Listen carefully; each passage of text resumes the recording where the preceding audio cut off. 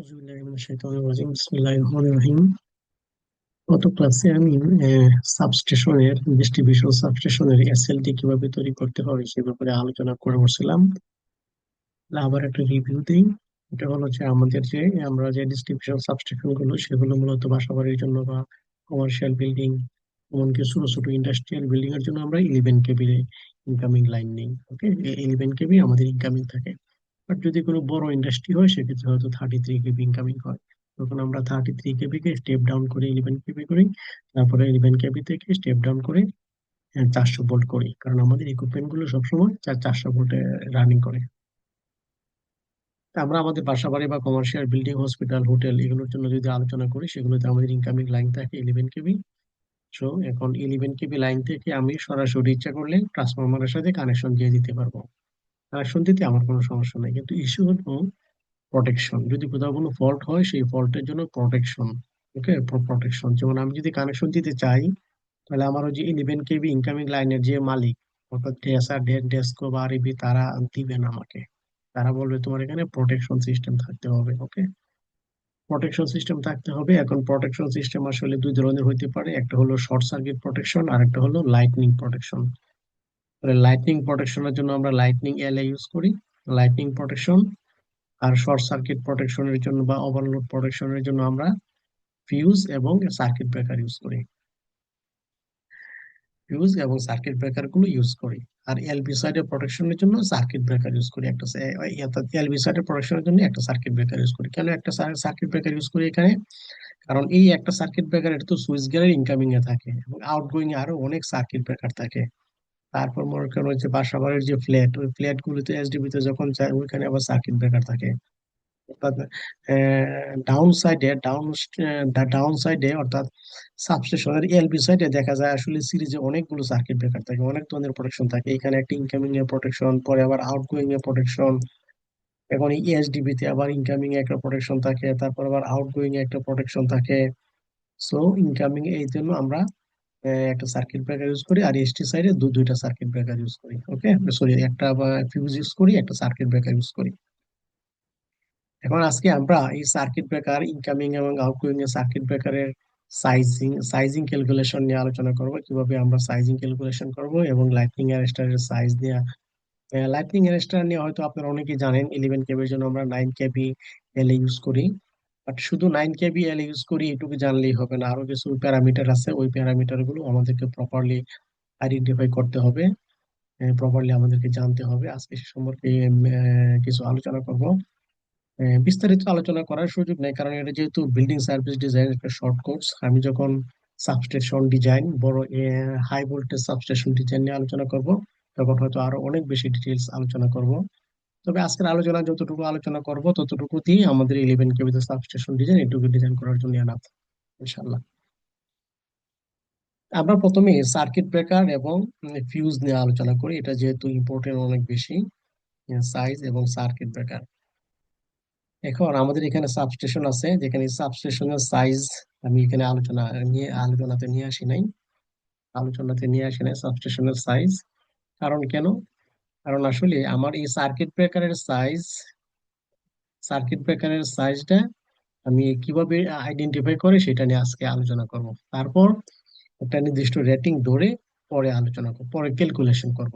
প্রথমে আগে আলোচনা করব যে সাইজ আসলে কত পার্সেন্ট হবে, তারপর ক্যালকুলেশন করে একবারে দেখাবো যে এত পার্সেন্ট হবে। ওকে, আমি যেহেতু আমার এই কোর্সের ভিত্তি হলো যে আমরা বিভিন্ন কোডের উপর, ন্যাশনাল ইন্টারন্যাশনাল কোডের উপর ভিত্তি করে আলোচনা করি।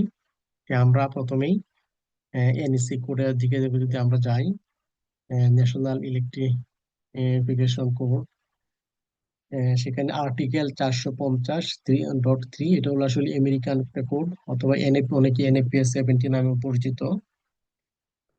সেক্ষেত্রে দেখেন কি লিখছে, maximum rating or setting of over current protection. Over current প্রোটেকশনটা কি? ওভার কারেন্ট প্রোটেকশনটাই হলো আসলে ওই সার্কিট ব্রেকার এবং ফিউজ। ওকে, এই দুইটা জিনিস। ফর ট্রান্সফরমার ওভার 400 ভোল্ট, অর্থাৎ কোনো একটা ট্রান্সফরমারের ওভার যদি 600 ভোল্টের বেশি হয়, অর্থাৎ এটা আসলে প্রাইমারি সাইড বুঝাইছে, কোনো একটা ট্রান্সফরমারের প্রাইমারি সাইডের ভোল্টেজ যদি 600 ভোল্ট এর বেশি হয়, তাহলে আমরা কি ধরনের প্রোটেকশন ইউজ করব। আর যদি 600 ভোল্টের কম হয় তাহলে কি ধরনের ভোল্টেজ ইউজ করবো, সেটা অন্য এক জায়গায় আছে। তাহলে এই যে এখানে যে টেবিলটা আছে, এই টেবিলটা হলো ম্যাক্সিমাম রেটিং। এখানে কিন্তু বলে দেওয়া আছে ম্যাক্সিমাম রেটিং, তার মানে আমরা চাইলে আর একটু কম ইউজ করতে পারবো। ওকে, এখানে বলা আছে কি ম্যাক্সিমাম রেটিং। সাধারণত যদি মিনিমাম বলা থাকে তাহলে আমরা একটু বেশি ইউজ করতে পারবো, এখানে যেহেতু ম্যাক্সিমাম রেটিং বলে দেওয়া আছে তারপরে আমরা চাইলে একটু কম। কিন্তু ক্যালকুলেশনের সুবিধার্থে যে একটা কথা আছে না, যে নিয়ারেস্ট সাইজ ইউজ করার সুযোগ আছে আর কি, সেরকম। তো আমাদের যেহেতু ডিস্ট্রিবিউশন সাবস্টেশনের প্রাইমারি সাইডের ভোল্টেজ 11 কেভি, 11 কেভি ভোল্ট যেহেতু 600 ভোল্টের চেয়ে বেশি, সো আমরা এই টেবিলটা ইউজ করব। এখন এই টেবিলটা ইউজ করার জন্য আরো কিছু কন্ডিশন দেওয়া আছে, যেমন location limitation. Any location supervised location. Any location বলতে হলো আমাদের বাসা বাড়িতে যে সাবস্টেশন গুলো থাকে ওইখানে আসলে কোনো সুপারভাইজড, অর্থাৎ ওই সাবস্টেশনটা কন্টিনিউয়াসলি দেখাশোনা করার জন্য কোনো লোকজন নাই। ওকে, বা ওখানে যে যেমন আপনি যদি একটা হাই ভোল্টেজ সাবস্টেশনে যান, তাহলে হাই ভোল্টেজ সাবস্টেশনের যে সুইচ গিয়ার বা কন্ট্রোল প্যানেল, প্রোডাকশন প্যানেল থাকে, ওইগুলো টেক কেয়ার করার জন্য সার্বক্ষণিক না হলেও অ্যাটলিস্ট দিনের বেলা লোকজন থাকে। অর্থাৎ ওটা কি আসলে সুপারভাইজড বলা হচ্ছে আর কি, যে লোকেশনটা সুপারভাইজড। আর যে লোকেশনটা সুপারভাইজড না, এনি লোকেশন, অর্থাৎ আমাদের বাসা বাড়ি কমার্শিয়াল রেসিডেন্সিয়াল যে বিল্ডিং গুলো আছে এগুলো, এগুলোর জন্য আমরা এনি লোকেশনটা ইউজ করব। ওকে, আমরা সুপারভাইজে যাব না, এনি লোকেশন ইউজ করব। এখন এনি লোকেশনের ভিতরে যে ট্রান্সফরমারের যে বিভিন্ন রেটিং থাকে, ট্রান্সফরমার রেটেড ইম্পিডেন্স, আমরা জানি ট্রান্সফরমারের ভিতরে যে কয়েল গুলো ইউজ হয়, এই কয়েল গুলোতে একটা ইম্পিডেন্স থাকে এবং ইম্পিডেন্সের বিভিন্ন রেট থাকে পার্সেন্টেজে। আমরা জানি সেটা 4%, 3%, 4%, 6% থেকে সর্বোচ্চ 10% পর্যন্ত হয়ে হয়ে থাকে। প্র্যাকটিক্যালি হয়তো কিছু ট্রান্সফরমার অনেক বেশিও হয়ে থাকতে পারে, যদি সেই কোরের ট্রান্সফরমারের যে কন্ডাক্টর, প্রাইমারি বা সেকেন্ডারি যে কন্ডাক্টর গুলো ইউজ হয় সেগুলোর কোয়ালিটির উপর ভিত্তি করে, বা থিওরিটিক্যালি সেটা 10%-এর বেশি না হওয়াটাই উচিত। নট মোর দেন 6%, অর্থাৎ ট্রান্সফরমারের impedance not more than 6%, more than 6% but not more than 10%। এখন আমরা আমাদের রেসিডেন্সিয়াল বিল্ডিং গুলোতে যে ট্রান্সফরমার ইউজ করি, এগুলো সাধারণত 200, 250, 300, 400 বা 500 কেভিএ হয়, বা 600 কেভিএ হয়। এগুলো সাধারণত ইম্পিডেন্স 6%-এর কমই থাকে। এগুলোর ইম্পিডেন্স 6%-এর কমই থাকে। আর যদি অনেক বড় সাইজ হয়, 1 MVA, 1.5 MVA বা 2 MVA, তখন হয়তো 6 থেকে 10% হয়। বাট আমরা যে ট্রান্সফরমারটা ইউজ করব সেই ট্রান্সফরমারের যে ক্যাটালগ থাকে, সেই যে বিভিন্ন কোম্পানির ক্যাটালগ গুলো দেখে আমরা চয়েস করবো, যে আমার মনে করেন 250 কেভিএ বা 300 কেভিএ বা 400 কেভিএ বা 500 কেভিএ যে ট্রান্সফরমারটা আসছে, তখন আমরা একটা বিভিন্ন কোম্পানির ক্যাটালগ দেখে ওটা আমরা চুজ করবো, ডাটা শিট দেখে, যে আসলে ইম্পিডেন্স কত। তা আমরা আপাতত ধরে নিলাম যে আমরা যে রেসিডেন্সিয়াল বিল্ডিং গুলোতে যে ট্রান্সফরমার গুলো ইউজ করি সেগুলোর ইম্পিডেন্সের পরিমাণ নট মোর দেন 6%, অর্থাৎ 6%-এর কম। তাহলে কি হবে, তাদের অর্থাৎ আমি যদি এখানে দেখে আমার যে এখানে ট্রান্সফরমার আছে, এই ট্রান্সফরমারের ইম্পিডেন্সটা আমি একটা ধরে নিচ্ছি 4%, তাহলে 4% মানে কি 6%-এর কম। এটা যদি 6%-এর যে কম হয় তাহলে কি হবে, তাহলে প্রাইমারি প্রোটেকশন, প্রাইমারি সাইডে আমি যে সার্কিট ব্রেকারটা ইউজ করব সেই সার্কিট ব্রেকারের সাইজ হবে 600%, এবং যে ফিউজ ইউজ করব সেই ফিউজের সাইজ হবে 300%। ওকে, অর্থাৎ এর মানে কি কি কিসের পার্সেন্ট, 600%, 300%, কিসের পার্সেন্ট এটা। এটা হলো আমরা যখন এই ট্রান্সফরমারটা সুইচ অন করব, অর্থাৎ সবগুলো কানেকশন যে চালু করব, তখন এদিক দিয়ে কি হবে, ইলেকট্রিসিটি ফ্লো করবে। এই 11 কেবি থেকে ট্রান্সফরমার পর্যন্ত যে কারেন্টটা আসবে সেটাকে আমরা কি বলবো, এইচটি কারেন্ট। এই জন্য আমি লিখছি এখানে I_HT, অর্থাৎ এইচটি কারেন্ট, এইচটি কারেন্ট। তারপর স্টেপ ডাউন হয়ে যখন লো ভোল্টেজ হবে তখন যে কারেন্ট ফ্লো করবে, এদিক দিয়ে যে কারেন্টটা ফ্লো করবে সেটা কি, এলটি কারেন্ট। ওকে, লো ভোল্টেজ কারেন্ট। এখন এখানে যে 600% এবং 300%-এর কথা বলা আছে সেটা হলো এইচটি কারেন্টের 600%, ফিউজ রেটিং 300%। অর্থাৎ আমি যদি এখানে একটু ক্যালকুলেশন করি, এখানে আমার যে কারেন্ট ফ্লো করবে, আমার এখানে ক্যালকুলেশনটা আমি পরে দেখাবো, যেটা বলছে আগে পার্সেন্টেজটা আমি ক্যালকুলেট করি। এইচটি কারেন্ট থাকবে, আমার যে সার্কিট ব্রেকার হবে, আমার এখানে ইম্পিডেন্স 4%। 4% মানে হলো কি 6%-এর যে কম। সো আমার সার্কিট ব্রেকারের রেটিংটা হবে কি সার্কিট এইচটি কারেন্টের 600%। ওকে, তা আমার এইচটি কারেন্টের পরিমাণ কত? এটা আইএসটি আপাতত ধরে নিলাম, আইএসটি ইন্টু ইন্টু 600%। ওকে, 600% হবে আমার কি সার্কিট ব্রেকারের রেটিং। একই রকম ভাবে আমরা যেটা দেখলাম, আমার ফিউজ রেটিং হবে 300%। ফিউজ রেটিংটা হবে কত পার্সেন্ট? 300%। ওকে, 300%। ওকে, 300%। এটা আমরা, তাহলে আমরা কি বুঝতে পারলাম? আমরা বুঝতে পারলাম আমি যে ডিস্ট্রিবিউশন সাবস্টেশনে কাজ করব, সেই সাবস্টেশনের ইম্পিডেন্সের পরিমাণ যদি 6 এর চেয়ে কম হয়, তাহলে আমার এইচটি সাইডে সার্কিট ব্রেকারের সাইজ হবে, এইচটি সাইডের যে কারেন্ট আইএসটি, সেই কারেন্টের 600%। 600% মানে হলো actually I underscore HT into 6%। এর যেহেতু পার্সেন্ট, তার মানে আইএসটি ইকুয়াল টু 6। 600%, পার্সেন্ট মানে কি, আবার 600 লিখলে আবার 100 দ্বারা ভাগ করতে হবে, কারণ এটা কিন্তু পার্সেন্ট, অর্থাৎ 6 টাইমস। আর ফিউজের রেটিং হবে এইচটি কারেন্টের 300%, মানে 3 গুণ আর কি, যেটা আমরা সহজে বলতে পারি। ওকে, তাহলে আমরা ফিউজের রেটিংটা জানলাম এবং সার্কিট ব্রেকারের রেটিংটা জানলাম। এবার কিসের উপর ভিত্তি করে জানলাম? জানলাম হলো এনএসি, অর্থাৎ এনএসি হলো এনএফপিএ 70, বা এনএসি এর আর্টিকেল 450(3) এর এ। ওকে, এটা হলো আমার প্রাইমারি সাইডের প্রোটেকশন। এখন সেকেন্ডারি সাইড, এখন সেকেন্ডারি সাইডের ভোল্টেজ এর একটা লেভেল আছে। সেকেন্ডারি সাইডের ভোল্টেজ যদি 600-র বেশি হয়, অথবা যদি 600 ভোল্ট বা লেস হয়, কখনো কখনো এটা হয়তো, এটা যেহেতু আমেরিকান কোড, আমেরিকাতে এরকম থাকতে পারে, বাট আমাদের দেশে সেকেন্ডারি সাইডে 400 ভোল্ট। 400 ভোল্ট মানে কত? 600-র চেয়ে কম। তার মানে এটা ইউজ হবে আমাদের দেশের জন্য। ওকে, ওভার 600 মানে এটা ইউজ হবে না সেকেন্ডারি সাইডে আমাদের জন্য, এই অংশটুকু ইউজ হবে না। ওকে, এই অংশটুকু ইউজ হবে। আমরা যেহেতু এই যে এনি লোকেশন এইটা ইউজ করতেছি, সো আমাদের, এবং এই নট মোর দেন 6 এটা ইউজ করতেছি, এখানে কি বলা আছে?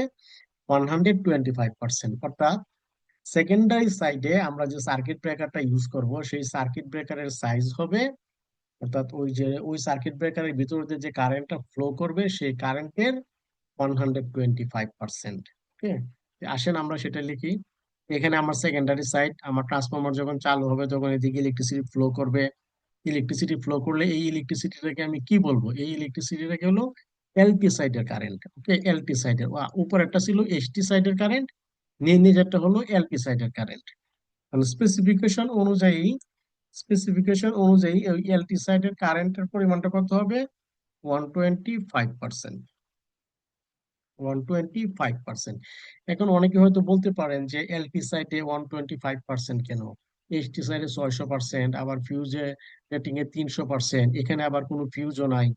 দেখছেন এখানে কিন্তু, এখানে আবার একটা জিনিস দেখেন, সেকেন্ডারি সাইডের ভোল্টেজ যদি 600 বেশি হয় তাহলে কিন্তু ফিউজ আছে। ওকে, ভোল্টেজের ফিউজ আছে।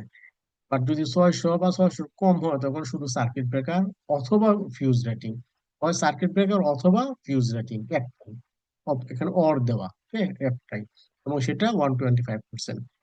এটা আসলে এটা যে একটা কোড বা আর্টিকেল যাই বলেন, সেটা তো আসলে একটা রিসার্চ করে, দীর্ঘমেয়াদী একটা রিসার্চ করে তৈরি করা হয়েছে।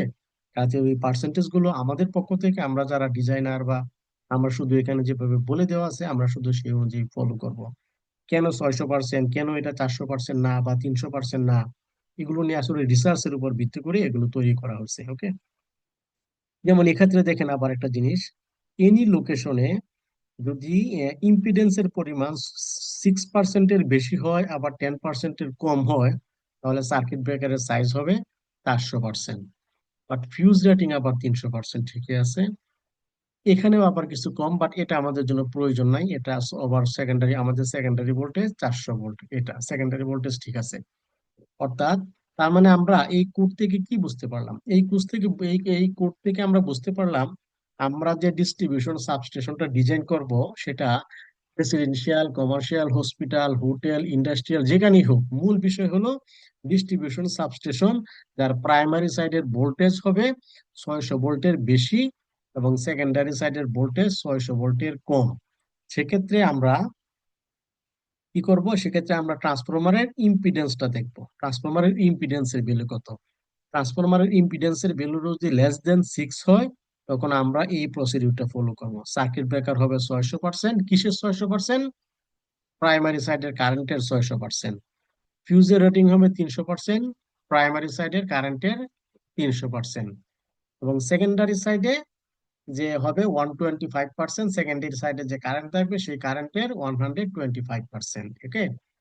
আর যদি আমাদের ট্রান্সফরমারের সাইজ অনেক বড় হয় বা ট্রান্সফর কোনো কারণে ট্রান্সফরমারের সাইজ আসলে ইস্যু না, ইস্যু হলো ইম্পিডেন্স। ওকে। আমরা যে ট্রান্সফরমারটা ইউজ করব সেই ট্রান্সফরমারের ইম্পিডেন্স যদি 6%-এর যে বেশি হয় বা 10%-এর যে কম হয়, তখন আমরা যে সার্কিট ব্রেকারটা ইউজ করব, অর্থাৎ এইখানে যে এসটি সাইডে যে সার্কিট ব্রেকারটা ইউজ করব, সেই সার্কিট ব্রেকারটার সাইজ হবে 400%।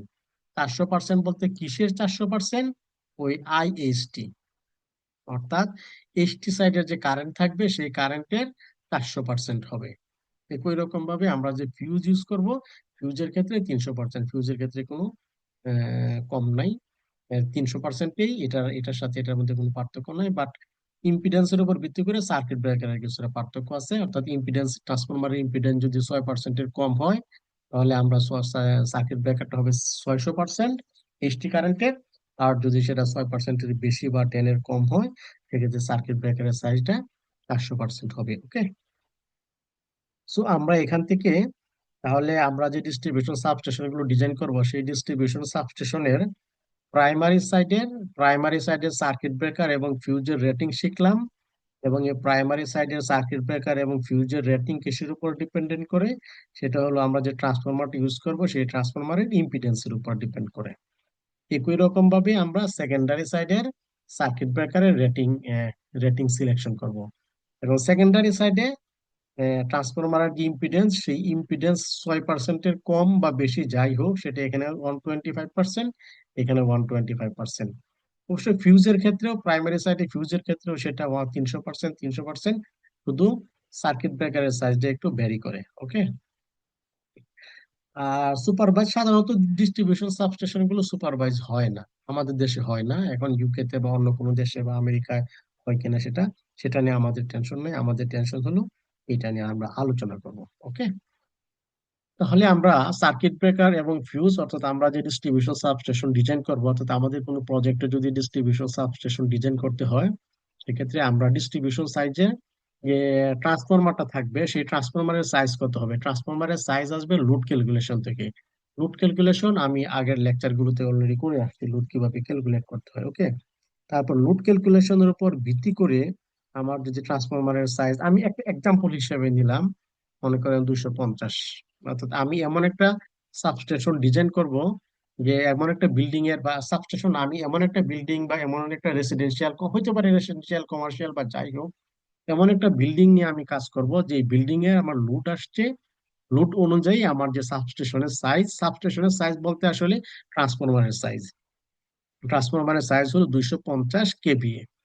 ওকে। ওয়েল ইমার্জ ইম্পিডেন্সের পরিমাণ 4% ধরে নিলাম। আপনারা ওই ক্যাটালগ দেখে, যে কোম্পানির ট্রান্সফরমার, এটাকে ক্যাটালগ দেখে আপনারা ইয়ে করবেন কত পার্সেন্ট। সাধারণত এটা 4%-এর মধ্যে থাকে এরকম, এই জন্য আমি এটাকেই নিলাম এটা আমি নিলাম 4%। এখন যদি 4% হয় 250 কেভিএ, তাহলে আসেন আমরা সেকেন্ডারি সাইডের, প্রাইমারি সাইডের কারেন্টটা বের করি। ওকে। আমার এখানে সাবস্টেশন ট্রান্সফরমারের সাইজ হলো 250 KVA. Okay. So 250 divided by three ফেজে 1.732 ডিভাইডেড বাই 11 কেভি। ওকে। যেহেতু আমার এখানে কেভিএ রেটিং, সো আমার এখানে আর এই যে পাওয়ার ফ্যাক্টর বা কোনো কিছু আসবে না। এখানে আসলো 13.12। এটা হলো আমার কি এইচটি সাইডের কারেন্ট, অর্থাৎ I_HT। I_HT-র পরিমাণ কত? 13.12। ওকে। তাহলে আমার সার্কিট ব্রেকারের সাইজ কত হবে বলেন? সার্কিট ব্রেকারের সাইজ হলো I_HT ইন্টু 600%। ওকে। তাহলে আমার সার্কিট ব্রেকার CHT, এখানে এইচ লিখে লিখতে পারেন, হাই ভোল্টেজ সিবি রেটিং কত হইতে পারে এখানে? 600%, এই এইচটির 600%। ওকে, এইচটি ইন্টু 600%-এর কারণে আবার 100 দ্বারা ভাগ হবে। কত আসলো? 78 এম্পিয়ার। 78 এম্পিয়ার আসলো। তাহলে আমার এখানে এই সার্কিট ব্রেকারের সাইজ আসলো কত? 78 এম্পিয়ার। ওকে, 78 এম্পিয়ার। এখন আমরা যদি ফিউজ ক্যালকুলেট করি, কারেন্টের পরিমাণ তো আইএসটি, তো ফিউজ এইচটি সাইডে কি D O P, drop out fuse, সেটা হবে কত পার্সেন্ট বলেন? 300%। ওকে, 300 ডিভাইডেড বাই 100, 39। 39 মানে আমরা এটাকে 40 হিসেবে ধরে নিতে পারি, এটাকে আমরা 80 হিসেবে ধরে নিতে পারি, নিয়ারেস্ট একটা রাউন্ড ফিগার। ওকে, সো আমরা এখানে এখন যদিও 40 আসছে, আমরা এটাকে আসলে 80 এম্পিয়ার হিসেবে ধরে নিতে পারি। ওকে, আর হলো এখানে যে ফিউজ আছে, এই ফিউজটাকে আমরা ড্রপ আউট ফিউজ,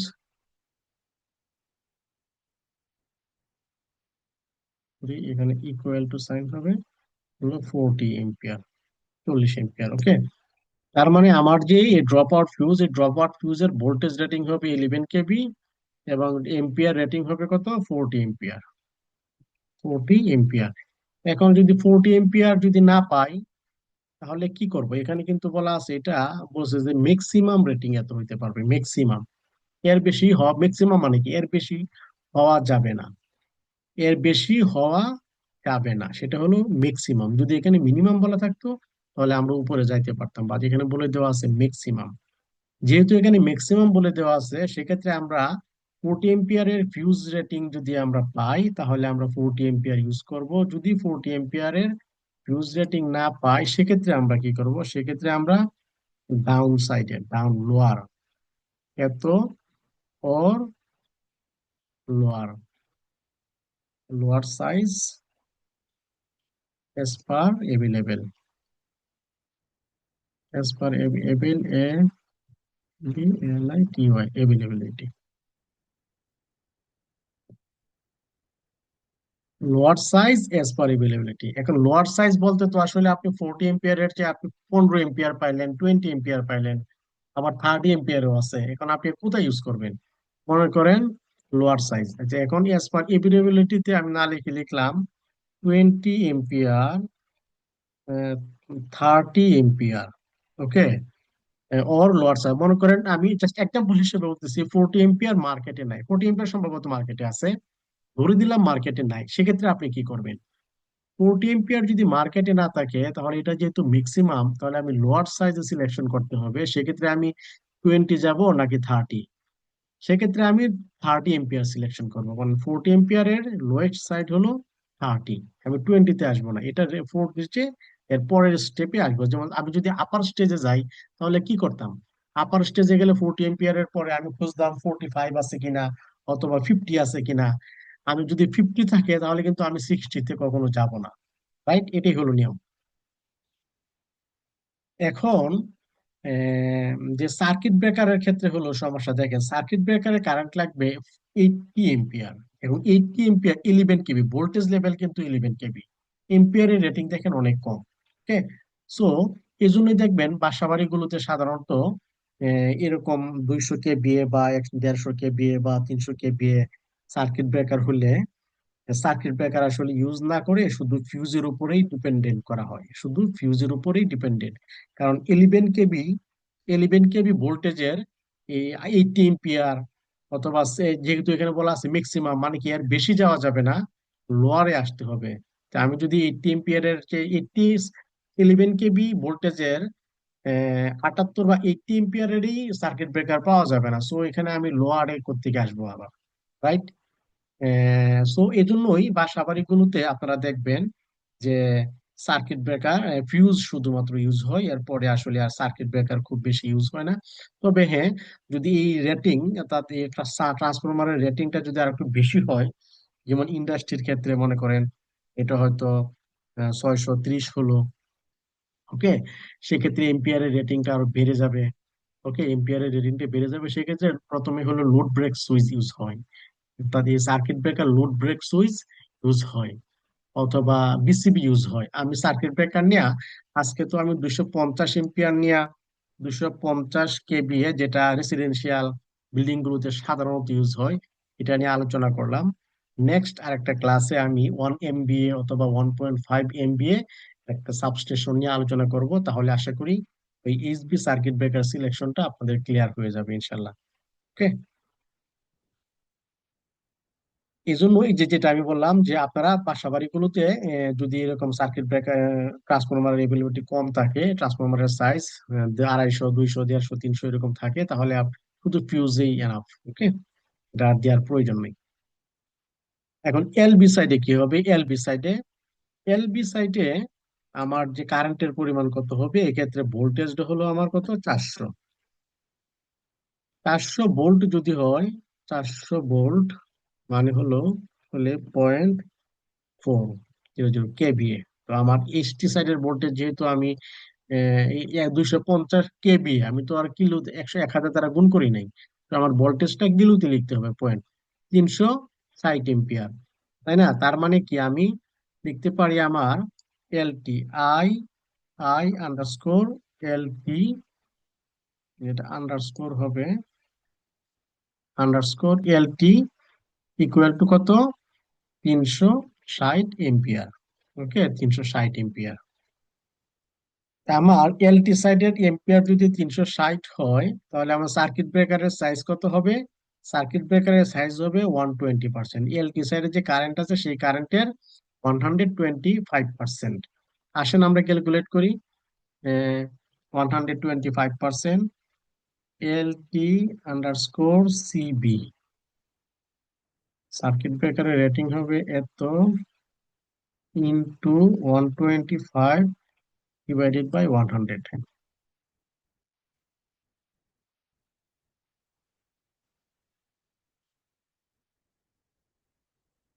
আচ্ছা, সরি, এখান থেকে এম্পিয়ারটা উঠায় দিতে হবে।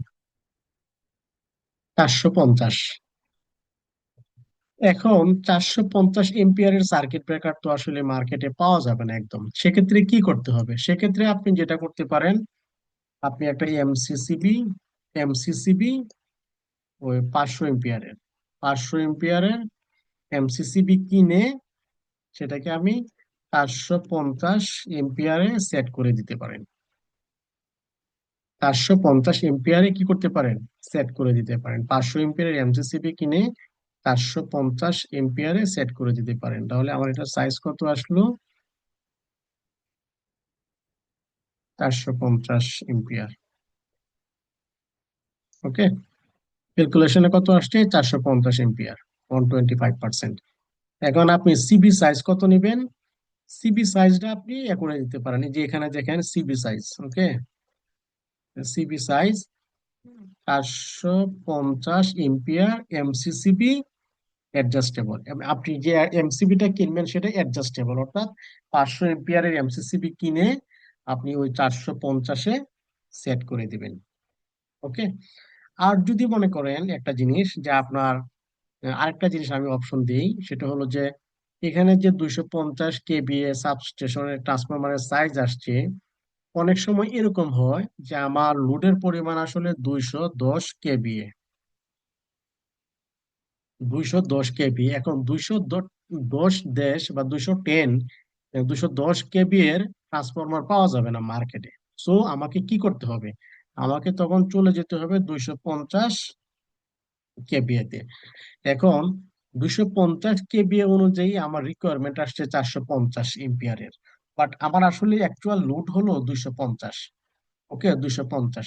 সেক্ষেত্রে আমি আসলে আমার যে এখানে যে ক্যালকুলেশনটা করছি, সেই ক্যালকুলেশনে আমি এখানে আসলে F5, এখানে আসলে 210 নিয়েও ক্যালকুলেশন করতে পারি।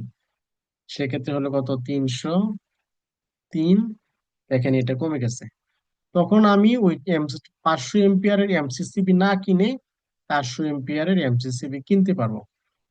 400 এম্পিয়ারের এমসিসিবি কিনতে পারবো, এবং 400 এমপি, দেখেন আমার এখানে রিকোয়ারমেন্ট হলো 378। সো আমি 400 এম্পিয়ার ইউজ করব। আমার আসলে আহ, বেশি কেনার প্রয়োজন নাই। এই জিনিসটা আমাদেরকে খেয়াল রাখতে হবে। ওকে। তবে হ্যাঁ, আপনারা যদি মনে করেন, যেহেতু বাসা বাড়িতে অনেক সময় আপনি একটু ডিজাইন করছেন ভবিষ্যতে কোনো কারণে, এখন যেহেতু গরমের দিন অনেকে হয়তো আসে একটার পরিবর্তে দুইটা এসি পরবর্তীতে কিনতে পারে। অর্থাৎ আমার ট্রান্সফরমারের যেহেতু সাইজ আছে, ট্রান্সফরমার যেহেতু লোড নেওয়ার ক্যাপাসিটি আছে, সেক্ষেত্রে আমরা এখানে ওই 400 এম্পিয়ারে ওই এই ক্যালকুলেশন 210-এর অ্যাকচুয়াল লোডের ক্যালকুলেশন না করে, কারণ আমরা তো আসলে লোডের ক্যালকুলেশন করি অনেকটা অ্যাজাম্পশনের উপর ভিত্তি করে, তাই না, যে এই জিনিসগুলো ইউজ হবে, বাট অ্যাকচুয়াল হাউস ওনার হয়তো আর একটু বেশি ইউজ হইতে পারে, কমও ইউজ হইতে পারে ইলেকট্রিসিটির কস্টিং কমানোর জন্য। কারণ বেশি ইউজ করতে হলে আসলে কস্টিং বেশি হবে।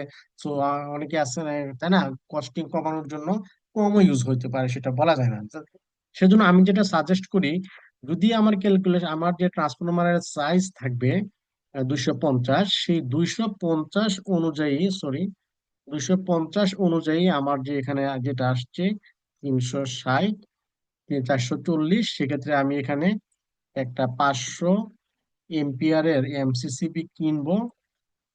কিনে আমি আসলে 450-এ সেট করে দিব। এখানে 450-এর 500 এম্পিয়ারের এমসিসিবি আর 400 এম্পিয়ারের এমসিসিবি আসলে খুব বেশি প্রাইসে ভ্যারি করবে না। আমি হলে যেমন আমি ডিজাইন করলে হয়তো এটা করতাম।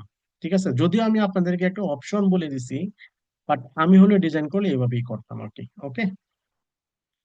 সো আশা করি আপনাদের এখন আর এলটি সার্কিট ব্রেকার, এই এলটি সার্কিট ব্রেকার, এই সার্কিট ব্রেকার এবং এই ফিউজ, এই তিনটা ইকুইপমেন্ট ডিজাইন করাতে আশা করি আপনাদের আর কখনো কোনো প্রবলেম হবে না ইনশাল্লাহ। ওকে।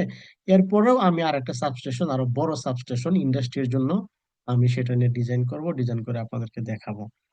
আচ্ছা, এখন গেল আমাদের LT circuit breaker, HT circuit breaker, HT fuse, এর বাইরে আছে একটা জিনিস, আর একটা এলএ, 9 কেভি এলএ। এখন অনেকেই হয়তো আপনারা জেনে থাকবেন যে 11 কেবি সাইজের জন্য 9 কেবি এলএ ইউজ হয়, কিন্তু এটা আসলে কিভাবে ইউজ হয়, এটার আসলে একটা ক্যালকুলেশন আছে। ওকে, এটার আসলে একটা বেশ বড় বড় একটা ক্যালকুলেশন আছে লাইটিং অ্যারেস্টার। এখন এই লাইটিং অ্যারেস্টার যে নিয়ে যে আমরা যে কাজ করব, যারা বড় বড় সাবস্টেশন নিয়ে কাজ করবেন, যেমন বিভিন্ন পাওয়ার গ্রিডে, যেমন বাংলাদেশে আছে PGCB, power grid company of Bangladesh, PGCB, এদের অনেক স্ট্যান্ডার্ড বা স্পেসিফিকেশন থাকতে পারে। অর্থাৎ আমরা যে ওদের যে সাবস্টেশন গুলো থাকবে লাইটনিং অ্যারেস্টার, সেই সাবস্টেশন গুলোতে যে লাইটনিং অ্যারেস্টার ইউজ হবে, সেই লাইটনিং অ্যারেস্টার গুলোতে এদের কিছু স্পেসিফিকেশন থাকতে পারে, যে 11 কেবি, 33 কেবি, 132 কেবি, 220 ভোল্ট, 275 ভোল্ট, 400 ভোল্ট। আমাদের দেশে সম্ভবত 275 ভোল্ট নাই, 220, 400 কেবি। ওকে, এই যে দেখেন এখানে লাইটনিং অ্যারেস্টার সিলেকশনের জন্য অনেকগুলো প্যারামিটার আছে, দেখছেন, অনেকগুলো প্যারামিটার আছে। তাদের মধ্যে কিছু কিছু প্যারামিটার আছে, যেমন দেখেন 11 কেবি, 33 কেবি, এগুলোর জন্য প্রযোজ্য না, এগুলো শুধু হাই ভোল্টেজের জন্য প্রযোজ্য হয়। ওকে, এগুলোর জন্য এখানে প্রযোজ্য নয়। আমি যদি আরেকটু ছোট বড় করে দেখাই, 11 কেবি, আমাদের আজকে ডিজাইনের কাজ হলো 11 কেবি। এখন আমরা যখন 11 কেবি লাইটনিং অ্যারেস্টার ডিজাইন করব, তখন আমাদেরকে এই সবগুলো প্যারামিটার, এখানে যেগুলো দেখাইছে, আসলে সবগুলো প্যারামিটার নিয়ে আমাদের কাজ করতে পারলে ভালো। আমি তো ট্রেনার হিসেবে না ডিসকারেজ করতে পারি না, যত বেশি জানবেন ততই তো ভালো। তবে কমপক্ষে লিস্ট আমি যেটা বলি, সেক্ষেত্রে আপনারা যখন 11 কেবি লাইটনিং অ্যারেস্টারটা ডিজাইন করবেন বা সাজেস্ট করবেন, সেক্ষেত্রে minimum surge arrester continuous operating current voltage, অর্থাৎ এটাকে অনেক সময় বলি এমওবি। এমওবি মানে হলো মিনিমাম কন্টিনিউয়াস কারেন্ট। ওকে, এখানে ল্যাঙ্গুয়েজটা একটু বড় করে লিখছে আর কি, মিনিমাম সার্জ অ্যারেস্টার যদি বাদ দেন, মনে করুন সার্জ অ্যারেস্টার শব্দটা এখানে নাই, তাহলে কি দাঁড়াইলো, মিনিমাম কন্টিনিউয়াস অপারেটিং ভোল্টেজ, অর্থাৎ এমওভি। ওকে, মিনিমাম এমসিবি, এমসিবি আর এমওবি এরকম থাকে একটা আর কি। আচ্ছা, সেটা আমি অন্য একটা স্লাইডে দেখাবো। তারপর থাকে minimum surge arrester rated voltage, minimum surge arrester rated voltage. এখানে কিন্তু দেখেন বলে দেওয়া আছে মিনিমাম, অর্থাৎ এর চেয়ে মিনিমাম মানে কি, এর চেয়ে কম হইতে পারবে না, এর চেয়ে বেশি হইতে পারবে কিন্তু কম হইতে পারবে না। আমরা কিন্তু আগের লেকচারে দেখছিলাম ম্যাক্সিমাম, সার্কিট ব্রেকার ফিউজ এর জন্য আমরা দেখছিলাম কি বলা আছে, ম্যাক্সিমাম। এখানে বলা আছে কি মিনিমাম। তার মানে কি, এর চেয়ে কম হইতে পারবে না, বেশি হইতে পারবে কিন্তু কি হইতে পারবে না, কম হইতে পারবে না। যেমন সার্কিট ব্রেকারের জন্য আমরা বলতেছিলাম কি, বেশি হওয়া যাবে না, বাট কম হওয়া যাবে, বাট এক্ষেত্রে হলো ব্যতিক্রম এটা। কম হওয়া যাবে না, বেশি হওয়া যাবে। ওকে, তাহলে কি কি জিনিস আমাকে অবশ্যই ফলো করতে হবে? যেমন minimum charger star continuous operating voltage 11 কেবির জন্য সেটা 9। এটার একটা ক্যালকুলেশন আছে, এই ক্যালকুলেশন গুলো আসলে এত বিস্তারিত এই লেকচারের এই কোর্সের অন্তর্ভুক্ত না। আমি যখন এইচবি সার্কিট ব্রেকার নিয়ে, এইচবি সাবস্টেশন নিয়ে আলোচনা করব, তখন আমি আপনাদেরকে দেখাবো এই 9 কেবিটা কিভাবে আসছে, এই 12 কিভাবে আসছে, এই 10 কিভাবে, 10 আসলে একটা স্ট্যান্ডার্ড থেকে আসছে, এই দুইটার একটা ক্যালকুলেশন আছে। ওকে, এই যে দেখেন এখানে আরো অনেক ধরনের প্যারামিটার আছে। SIWB অর্থাৎ switching impulse, minimum repetitive charge transfer, অনেক ধরনের এরকম প্যারামিটার আছে যে জিনিসগুলো আমাদেরকে আসলে চেক করতে হয়। ওকে, এই জিনিসগুলো আমাদেরকে চেক করতে হয়। এই যে দেখেন কন্টিনিউয়াস অপারেটিং ভোল্টেজ, বুঝছেন, COB, কন্টিনিউয়াস অপারেটিং ভোল্টেজ। এই যে এখানে যেটা ছিল minimum surge register continuous operating voltage, এটাকে বলে COB. COB minimum charge register continuous voltage. এই ভোল্টেজের ক্যালকুলেশনটা কিভাবে আসে? এই ভোল্টেজের ক্যালকুলেশনটা আসে হলো, আমি আপনাদেরকে বলি। আমরা এটা হলো কি, মিনিমাম কন্টিনিউয়াস ভোল্টেজ। ওকে, কন্টিনিউয়াস, এটা কিন্তু মানে টেম্পোরারি না, কন্টিনিউয়াস। ওকে, আচ্ছা, এখন আমি যদি আমাদের ড্রয়িংটাতে যাই, তাহলে আমি আসলে কি দেখতে পাবো? দেখতে পাই আমাদের এই লাইটনিং অ্যারেস্টারটা লাইন, কন্ডাক্টর এবং গ্রাউন্ডের সাথে কানেক্টেড আছে। অর্থাৎ কন্ডাক্টর এবং গ্রাউন্ডের সাথে কানেক্টেড আছে। ওকে, এখন আমার 11 কেবি যে ভোল্টেজ, এই ভোল্টেজটা আসলে কি? 11 কেবি ভোল্টেজটা হলো আসলে লাইন টু লাইন, এটা কিন্তু লাইন টু গ্রাউন্ড না। এটা হলো কি লাইন টু লাইন ভোল্টেজ। 11 কেবিটা হলো কি লাইন টু লাইন। বাট আমাদের এল এটা কানেক্টেড থাকে, এল এর এক প্রান্ত লাইনের সাথে কানেক্টেড, আর এক প্রান্ত গ্রাউন্ডের সাথে কানেক্টেড। ওকে, সো তাহলে গ্রাউন্ডের সাপেক্ষে এই পয়েন্টে ভোল্টেজের পরিমাণটা কত হবে? এই লাইনের সাপেক্ষে, অর্থাৎ আমার line to line, L_L, line to line voltage যদি 11 কেবি হয়, তাহলে line to line to ground voltage কত হবে? এটা আমরা সবাই জানি, এত ডিভাইডেড বাই √3। √3 মানে হলো 1.732। ওকে, এখানে কেন এটা আসছে? এখানে কেবিটা তো সংখ্যা, এই জন্য এটা আসছে। অর্থাৎ তার মানে কি দাঁড়ালো আমার? এই লাইন টু গ্রাউন্ড ভোল্টেজ 6.35। অর্থাৎ এখান থেকে, অর্থাৎ এই গ্রাউন্ড থেকে এই ভোল্টেজটা 6.35। তাহলে এখানে ওরা বেশি কেন নিচ্ছে, এই যে 9 কেন নিচ্ছে? এটার কারণ হলো, এই যে এখানে একটা এক্সপ্লানেশন আছে, যে অর্থাৎ আমাদের যে ট্রান্সমিশন লাইন 11 কেবিতে সাধারণত হয় না, বাট এইচটি লাইন, এইচবি লাইনগুলোতে ফেরান্টি ইফেক্ট হয়। আপনারা হয়তো ফেরান্টি ইফেক্ট শুনে থাকতে পারেন, অনেকেই অবশ্যই শুনছেন ফেরান্টি ইফেক্ট। এই ফেরান্টি ইফেক্টের কারণে রিসিভিং এন্ডের ভোল্টেজ কিছুটা বেড়ে যায়। রিসিভিং এন্ডের ভোল্টেজ কিছুটা বেড়ে যায়, সেই জিনিসটা 11 কেবি সাইডে ইম্প্যাক্ট করতে পারে, ইম্প্যাক্ট করতে পারে। সেজন্য আমরা একেবারে আমার লাইন টু ফেজ, যে লাইন টু গ্রাউন্ড যে ভোল্টেজটা আছে, আমরা এক্স্যাক্টলি ওই ভোল্টেজটা নেই না, আমরা আর একটু বেশি নেই। কত নেই? সেটা ওই যে কোড অনুযায়ী, কোড, এটা কিন্তু একটা কোডের রেফারেন্স দেওয়া আছে, কোড অনুযায়ী 1.05%। অর্থাৎ আমরা সেটাকে 1.0, তার মানে আমরা যদি এইটাকে যদি 1.05%, 1.05 তারা মাল্টিপ্লাই করি, তাহলে কত হবে? 6.6, 6.6 কেবি। ওকে, 6.6 কেবি, এটা এখানে বলে দেওয়া আছে। এখন আপনি যে প্রজেক্টে কাজ করবেন, ওই প্রজেক্টে যদি এরকম বলে দেওয়া থাকে যে 9 হইতে হবে, কন্টিনিউয়াস অপারেটিং ভোল্টেজ 9 হইতে হবে, তাহলে তো 9-এই নিতে হবে, কোনো করার নাই। বাট যদি বলে দেওয়া না থাকে, সেক্ষেত্রে আমরা ইচ্ছা করলে আরেকটু কম নিতে পারবো। ওকে, আমরা ইচ্ছা করলে আরেকটু কম নিতে পারবো। আমার ক্যালকুলেশনে আসছে 6.66, আমি ইচ্ছা করলে এখানে আরেকটু কম নিতে পারবো। কিন্তু কম নিতে যে পারবো, সাধারণত স্পেসিফিকেশন গুলোতে এরকম বলে দেওয়া থাকে, এজন্য আপনি আসলে 9-এর কমে পাবেন না। আপনি চাইলেও, যেমন আমার এখানে যেহেতু ক্যালকুলেশনে কম আসছে, আমার ক্যালকুলেশন সঠিক। আমার ক্যালকুলেশন সঠিক বলতে আমার ক্যালকুলেশনটা তো আসলে বিভিন্ন কোডের উপর নির্ভর করা, কোড থেকে নেওয়া হয়েছে এটা। হ্যাঁ, কোড থেকে নেওয়া হয়েছে।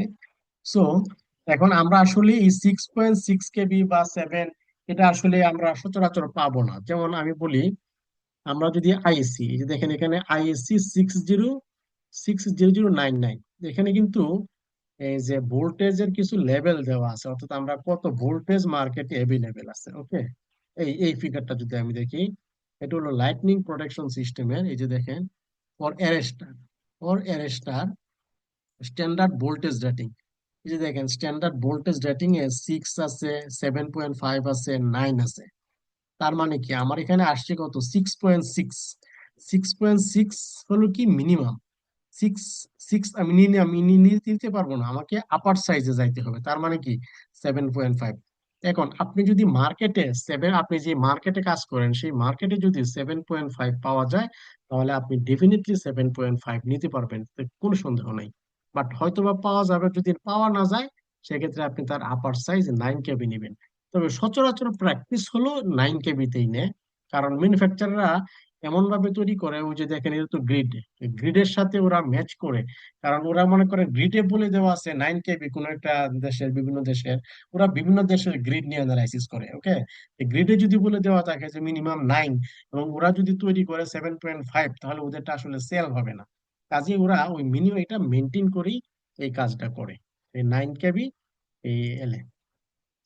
এখন এর বাহিরেও আরো কিছু প্যারামিটার আছে, যেমন ডিসচার্জ কারেন্ট। আমি যদি এখানেই দেখি সিওবি, তারপর আছে টিউবি। আচ্ছা, টিউবিটা নিয়ে পরে বলতেছি। এই যে নমিনাল ডিসচার্জ কারেন্টটা কি? এটা হলো যদি কখনো লাইটনিং স্ট্রাইক করে, তাহলে এই চার্জার স্টারটা কি পরিমাণ কারেন্ট ফ্লো করতে পারবে, কি পরিমাণ কারেন্ট গ্রাউন্ডে পাঠাইতে পারবে, সেটা হলো কি নমিনাল ডিসচার্জ কারেন্ট, কি পরিমাণ কারেন্ট সে ডিসচার্জ করতে পারবে। এটা বিভিন্ন ধরনের রেটিং আছে, 2.5 কিলো এম্পিয়ার, 5 কিলো, 10 কে, 20 কে। ওকে, আমরা যদি আইসি তেও দেখি, এই যে আইসি তেও যদি আমরা দেখি, স্ট্যান্ডার্ড নমিনাল ডিসচার্জ কারেন্ট 10 কে, 5 কে, 2.5 কে, 1.5 কে। ওকে, এখানে 1.5 কে থেকে 2.5 কে আছে। এখন আমরা যে প্রজেক্টে কাজ করব, সেই প্রজেক্টে যদি এরকম বলে দেওয়া থাকে যে আমার এই নমিনাল কারেন্টের পরিমাণটা কত, ওই যে nominal discharge current 10 kilo ampere হইতে হবে, তাহলে তো আমাকে অবশ্যই 10 কিলো এম্পিয়ার দিতে হবে। আর যদি আমরা বাসাবাড়ির জন্য, যেখানে আসলে কোনো টেন্ডার থাকে না বা কোনো কিছু থাকে না, সেক্ষেত্রে আমরা 5 কিলো এম্পিয়ার দিতে পারবো। সেক্ষেত্রে আমরা 5 কিলো এম্পিয়ারের চার্জারটা সিলেক্ট করতে পারবো। তবে গ্রিড গুলো যেহেতু 10 কিলো এম্পিয়ার ফলো করে, এতে আমাদের আসলে 10 কিলো এম্পিয়ারটা ফলো করাটাই বেটার হবে। ওকে, কারণ গ্রিড গুলো যেহেতু 10 কিলো এম্পিয়ার ফলো করে, এটা নিশ্চয়ই কোনো বেনিফিট আছে। ওকে, তবে আমরা যদি কস্ট এফেক্টিভ বা কোনো কিছু করতে চাই বাসা বাড়ার জন্য, সেক্ষেত্রে আমরা 5 কিলো চাইতে পারবো। তবে 5 কিলোটা আসলে লাইটনিং প্রোডাক্ট, কারণ আমাদের বাসা বাড়ির আমাদের যে বিল্ডিংটা থাকে, ওই বিল্ডিং এর উপরে কিন্তু আবার একটা লাইটনিং, একটা এক্সটার্নাল একটা লাইটনিং প্রোটেকশন সিস্টেম থাকে।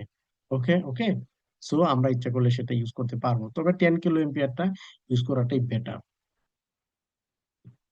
আরেকটা প্যারামিটার আছে যেটা হলো টিওবি। আপনারা যদি দেখেন টিওবি, এই যে দেখেন এটা হলো আরেকটা গ্রিড, দেখেন বিএসআইসি 600099। এটা BS6099 নামে একটা কোড আছে, সেই কোডে ওই যে মেটাল অক্সাইডে কি কি ডেজিগনেশন অফ অ্যারেস্টার মানে continuous operating voltage, COB rated voltage. এই রেটেড ভোল্টেজটাকে অনেক সময় টেম্পোরারি ওভার ভোল্টেজ বলা হয়। এই টেম্পোরারি ওভার ভোল্টেজ কেন বলা হয়? তারা অনেক সময় সুইচিং, অর্থাৎ আমরা যখন কোনো একটা ট্রান্সফরমারকে এনার্জাইজ করি, অর্থাৎ নতুন কানেকশন দেই, তখন সাডেনলি ইনরাশ কারেন্ট ফ্লো করে, হঠাৎ করে কি করে, অনেক বেশি ইনরাশ কারেন্ট ফ্লো করে। ইনরাশ কারেন্টটা কেন ফ্লো করে? ইনরাশ কারেন্টটা ফ্লো করে হলো ফ্লাক্স এস্টাবলিশ করার জন্য, ইনিশিয়ালি ফ্লাক্স এস্টাবলিশ করার জন্য। সো ফ্লাক্স যখন এস্টাবলিশড হয়ে যায়, এখানে আরো কিছু ব্যাক ফ্লাক্স বা আরো কিছু ইন্টারাকশন হয়। মূল বিষয়টা হলো ফ্লাক্সটাকে স্টেবল করার জন্য, ফ্লাক্স এস্টাবলিশ করার জন্য। কারণ হলো ট্রান্সফরমারে তো আসলে প্রাইমারির সাথে সেকেন্ডারি কোনো ইলেকট্রিক্যাল কানেকশন নাই, এটা ম্যাগনেটিক্যালি ফ্লাক্সের মাধ্যমে প্রাইমারি থেকে সেকেন্ডারিতে কারেন্টটা আসে বা ভোল্টেজটা আসে। ওকে, সো এই ফ্লাক্সটাকে জেনারেল এস্টাবলিশ করার জন্য অনেক বেশি ইন্টারেস্ট কারেন্ট ফ্লো করে। এটাকে অনেক সময় সুইচিং ভোল্টেজ বা সুইচিং সার্জ বলে। সুইচিং সার্জ, অনেক বেশি কারেন্ট ফ্লো করে, সুইচিং সার্জ। সেই সুইচিং সার্জটা এর চেয়েও বেশি হইতে পারে। এখন কত হইতে পারে, এর চেয়ে বেশি হইতে পারে বলতে কত হইতে পারে? সেটা সাধারণত ওই যে 9 যেটা আছে, ওই 9 কে 9 ইন্টু পিক, পিক ভ্যালু। আমরা যে 9 কেবি ভোল্টেজটা বলছি, বা 6.6 কেবি ভোল্টেজ, বা 11 কেবি যে ভোল্টেজটা মনে করেন আমাদের 11 কেবি ভোল্টেজ, এই 11 কেবি ভোল্টেজটা হলো আরএমএস ভ্যালু, আরএমএস। এখন কোনো একটা আরএমএস থেকে আমরা যদি পিক বের করতে চাই, কোনো একটা আরএমএস থেকে যদি পিক বের করতে চাই, সেক্ষেত্রে আমাদেরকে যেটা করতে হবে, 1√2 দ্বারা গুণ করতে হবে। √2, √2 মানে হলো 1.414। ওকে, 1.414 √2। এখন এখানে হয়তো দেখেন এটা 12 হয়ে গেছে, এখানে একটু ক্যালকুলেশনে ভুল হয়েছে। সেটা আমি 11 কেবি, 11 কেবি না, এটা আসলে রেটেড ভোল্টেজ, অর্থাৎ হাইস্ট ভোল্টেজটা নিতে নিতে হয়। আমাদের 11 কেবি হলো কি নমিনাল ভোল্টেজ। এবং প্রত্যেকটা ভোল্টেজেরই একবার একটা হাইস্ট লেভেল ভোল্টেজ থাকে। এই 11 কেবিটা হলো কি আমাদের নমিনাল ভোল্টেজ, অর্থাৎ যেটা আমরা ইউজ করি। বাট 11 কেবির ভোল্টেজটা অনেক সময় 12 কেবিতে, হাইস্ট 12 কেবি পর্যন্ত টলারেবল যেটাকে বলে হইতে পারে। সো আমরা এখানে ক্যালকুলেশন করার সময় হাইস্ট ভোল্টেজটা, হাইস্ট সিস্টেম ভোল্টেজ, যেমন 33 কেবি হলো কি নমিনাল ভোল্টেজ, এটার হাইস্ট ভোল্টেজ হলো 36। ওকে, 132 কেবি হলো নমিনাল ভোল্টেজ, এর হাইস্ট ভোল্টেজ হলো 145 কেবি। ওকে, সো এই যে দেখেন এটা আবার 7.2 হয়ে গেছে। ওকে, 7.2। তাই আমরা যেটা দেখতেছিলাম, এই যে এখানে 7.2, 7.5, হ্যাঁ 7.5 চলবে, তবে সেটা মার্কেটে পাওয়া যাবে না। মার্কেটে সাধারণত 9টাই বেশি প্র্যাকটিস ইউজ হয়, আমরা 9টাই ইউজ করব। ওকে, আর এখানে যেটা বলতেছিলাম সেটা হলো এটা আসলে 11 কেবি না, এটাকে যদি আমি পিক, এটা হলো আরএমএস ভ্যালু, আরএমএস ভ্যালুটাকে যদি আমি 1.24 দ্বারা মাল্টিপ্লাই করি, তাহলে সেটা কত, 10.28 আসে, 10.28, 10.28। এখন 10.28টা কি, এখানে দেখেন এরা বলে দিচ্ছে এখানে মিনিমাম। ওকে, সো আমি বেশি যাইতে পারবো, আমার 10 আসছে, কিন্তু 10 হয়তো পাবো না, যেহেতু ওই যে আগে এখানে এটার জন্য যে জিনিসটা প্রযোজ্য, যে এক্সপ্লেনেশন এটার জন্য একই, অর্থাৎ গ্রিড অনুযায়ী, অর্থাৎ গ্রিড অনুযায়ী যেটা গ্রিড কোড গুলোর সাথে মেনটেন করে ওরা এমন একটা ইকুইপমেন্ট তৈরি করে, যে ইকুইপমেন্ট আসলে সব জায়গাতে ইউজ করা যায়। ওকে, সো পিওবিটা আমরা 12। তার মানে আমরা এখানে কি দেখব, আমরা দেখবো হলো সিওবি, কন্টিনিউয়াস অপারেটিং ভোল্টেজ। আবার দেখবো TOV, temporary over voltage. Continuous operating ভোল্টেজটা কেন ফেজ টু গ্রাউন্ড এত একটু বেশি কেন নিতে হয়, বেশি নিতে হয় হলো ওই যে ফ্যারান্টি এফেক্ট এলিমিনেট করার জন্য। আর টিওবিটা হলো সুইচিং এর কারণে, অথবা যদি কোনো আর্থ ফল্ট হয়, আর্থ ফল্ট হয়, সেই আর্থ ফল্টের কারণে, সুইচিং এবং আর্থ ফল্ট। কারণ আমরা লাইটনিং অ্যারেস্টারটা কিন্তু ইউজ করি লাইটনিং থেকে প্রোটেকশনের জন্য, অর্থাৎ শর্ট সার্কিট না, বা ফল লাইন টু গ্রাউন্ড ফল্ট না, বা লাইন টু লাইন ফল্ট না। এটা আমরা ইউজ করি কিসের জন্য, লাইটনিং অ্যারেস্টারটা ইউজ করি লাইটনিং প্রোটেকশনের জন্য। ওকে, সো এই জন্য এটাকে টিউবি, অনেক সময় এটাকে রেটেড ভোল্টেজও বলে, অর্থাৎ লাইটনিং প্রোটেকশনের রেটেড ভোল্টেজ 12, এটার জন্য হলো 9। ওকে, এটা। আর nominal discharge current, nominal discharge current, nominal discharge current, আমি ডিসচার্জ কারেন্ট, এটা সাধারণত আমরা 10 কিলো এম্পিয়ার ইউজ করি। ওকে, 10 কিলো এম্পিয়ার ইউজ করে থাকি। এই তিনটা প্যারামিটারই হলো মোস্ট ইম্পর্টেন্ট প্যারামিটার আর কি। ওকে, এই তিনটা প্যারামিটারই হলো কি মোস্ট ইম্পর্টেন্ট প্যারামিটার। এর বাইরে আরেকটা জিনিস আমি আপনাদের সাথে শেয়ার করবো লাইটিং প্রোটেকশনে, এটা আসলে এইচবি লেভেলের, বাট একটু ইনফরমেশনটা দিলাম। এই যে দেখেন এখানে ভোল্টেজ রেঞ্জ 1 কেবি থেকে 245 কেবি ইনক্লুডিং রেঞ্জ টু 1 টু 45। আপনারা হয়তো অনেক সময় শুনে থাকতে পারেন যে লাইটনিং অ্যারেস্টারকে অনেক সময় সার্জ অ্যারেস্টারও বলে, এসএ। লাইটনিং অ্যারেস্টার এবং সার্জ অ্যারেস্টার দুইটা আসলে একই ডিভাইস, একই ডিভাইস, একই ফাংশন, সবকিছু একই। পার্থক্য হলো কখন লাইটনিং এই ভোল্টেজ, ভোল্টেজ লেভেলটা যদি 245 এর চেয়ে লেস দেন হয়, তখন সেটাকে লাইটনিং প্রোটেকশন অ্যারেস্টার বলে।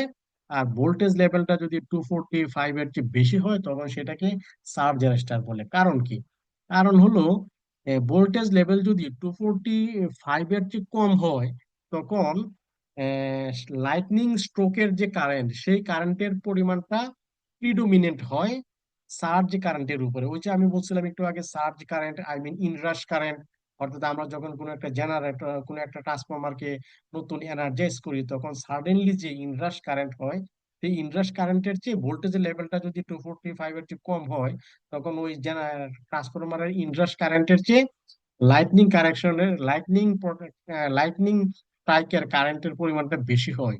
সেজন্য এটাকে লাইটনিং অ্যারেস্টার বলে। আর যদি ভোল্টেজ লেভেলটা 245 এর চেয়ে বেশি হয়, যেমন 275 হয় বা 400 কেভি হয়, সেক্ষেত্রে ট্রান্সফরমারের যে এনার্জাইজেশন করা হয় বা কোনো ট্রান্সমিশন লাইনকে যখন এনার্জাইজ করা হয়, তখন যে ইনরাশ কারেন্টটা হয় সেই ইনরাশ কারেন্টের পরিমাণটা লাইটনিং স্ট্রাইকের কারেন্টের যে বেশি হয়। সেজন্য এই সিস্টেমে যখন আমি একই ইকুইপমেন্ট, একই ফাংশন, একই কিছু, বা দুইটা নাম দেওয়া হয়, এটাকে বলা হয় সার্জ অ্যারেস্টার। ওকে, আমরা কখন লাইটনিং অ্যারেস্টার বলবো? ভোল্টেজের লেভেল যদি কম হয়, 245 এর কম হয়, এবং কেন সেটাও আমি এক্সপ্লেন করলাম, যে লাইটনিং কারেন্টের পরিমাণ যদি সার্জ কারেন্টের চেয়ে কম হয়, তখন সেটাকে লাইটনিং অ্যারেস্টার। আবার সার্জ কারেন্টের পরিমাণ যদি লাইটনিং স্ট্রাইকের কারেন্টের চেয়ে বেশি হয়, তখন বলবো সার্জ অ্যারেস্টার। এবং সেটার একটা ভোল্টেজ রেঞ্জ আছে, সাধারণত 245 ভোল্টের কম হলে লাইটনিং কারেন্টটাই বেশি হয়, সার্জ কারেন্টটা কম হয়। আর যদি ভোল্টেজের লেভেলটা 245 এর চেয়ে বেশি হয়, তখন ওই সার্জের কারণে, ইনরাশের কারণে যে কারেন্ট হয়, সেটার পরিমাণটা অনেক বেশি হয়। ওকে, আজকের মতো এখানেই শেষ। যদি কোনো কোয়েশ্চেন থাকে আমাদের সিস্টেম অনুযায়ী নক করবেন, আমি আনসার দেওয়ার চেষ্টা করব।